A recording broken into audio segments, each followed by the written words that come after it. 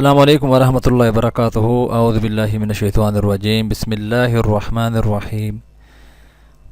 محترم سامعین، اللہ رب العزت کی محبت پیدا کرنے کی دعا ہے۔ اللہم اجعل حبک احب الاشیاء الی واجعل خشیتک اخوف الاشیاء عندی واقطع عنی حاجات الدنیا بالشوق إلى لقائك وإذا أقررت أعين أهل الدنيا من دنياهم فأقرر عيني بعبادتك۔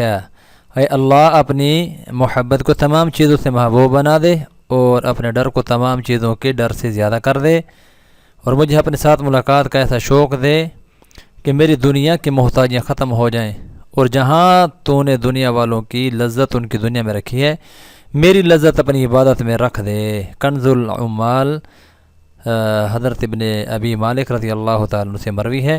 محترم سامعین، میں امید کرتا ہوں انشاءاللہ العزیز آپ اس دعا کو اپنا معمول بنائیں گے تاکہ اللہ رب العزت کی محبت ہمارے دلوں کے اندر رہے۔ آمین ثم آمین۔